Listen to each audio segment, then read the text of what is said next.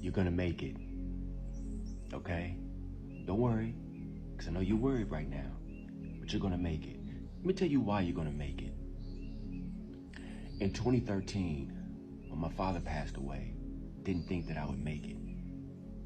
I literally watched my dad decay away, waste away, and die. But I made it. In 2018, I had a child out of wedlock.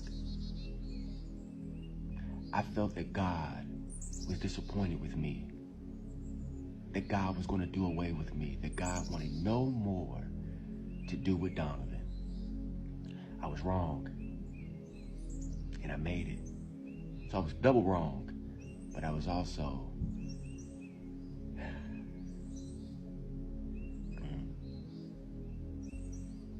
I was in a broken place, a sunken space, but I made it.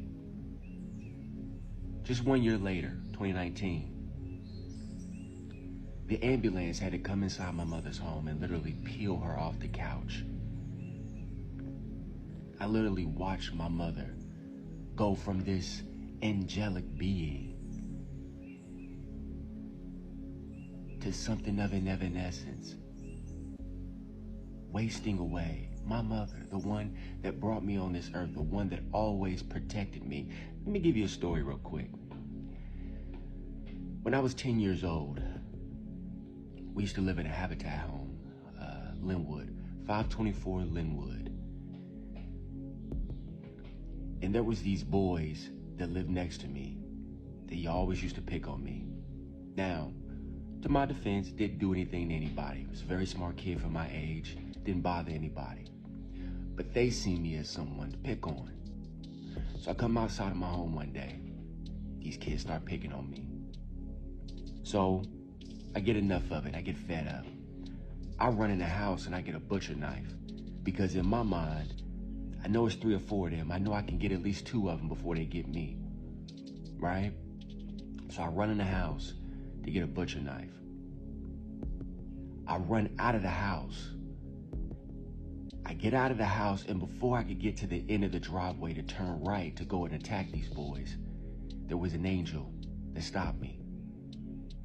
You know who that angel was? My mother. Oh, by the way, my mother's name is Angela. See? I wouldn't be here talking to you guys today if that angel called my mother hadn't have stopped me. Probably would have been in prison somewhere.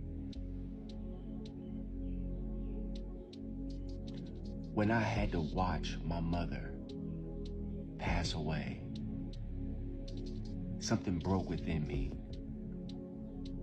I had to watch them lower my mother into the ground. Something broke again. I had to watch them throw dirt on top of my mother's casket. Something broke again.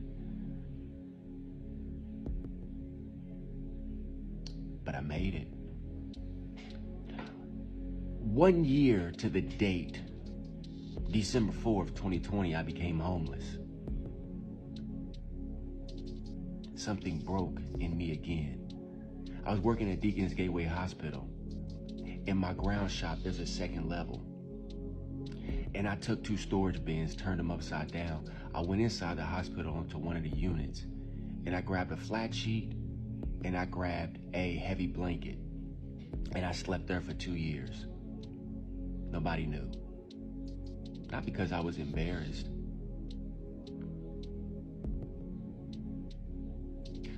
but because I was broken.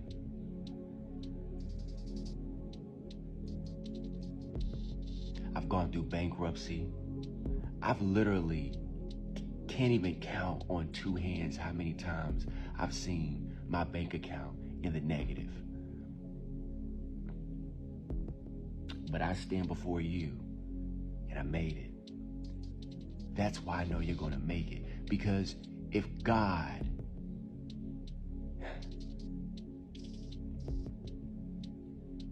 hasn't pulled you through something, he's currently pulling you through it. And he's doing it because you are right.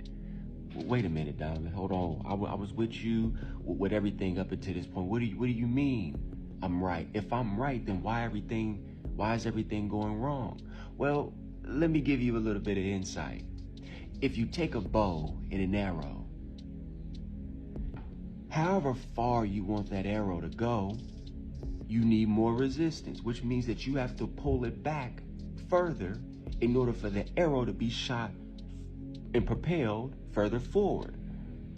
So that's why you're experiencing the hell, the tests, and the trials that you're experiencing. Because whatever you told God and whatever God has for you, it's so far forward that you have to be pulled back, and resistance must be created in order to propel you into what you expect to have. So think it not strange when you face the fiery tests and the trials that you've been experiencing. It's a sign that you were right.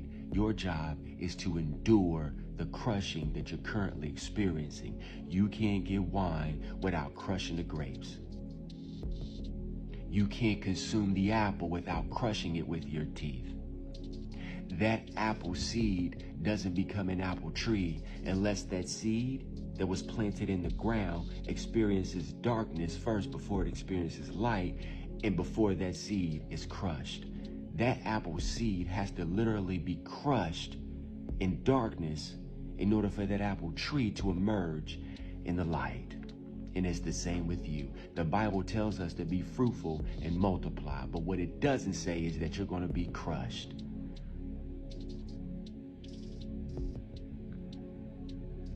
But the crushing is a sign that fruit is near.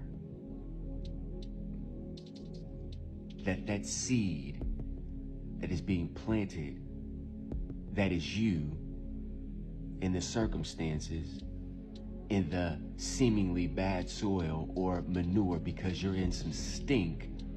But last time I checked, the best roses came from roses that were planted in manure. So yeah, you're in some bad stuff. It stinks, it don't smell good. You may have a lot of dirt on you. But that's because you haven't been buried, you've been planted.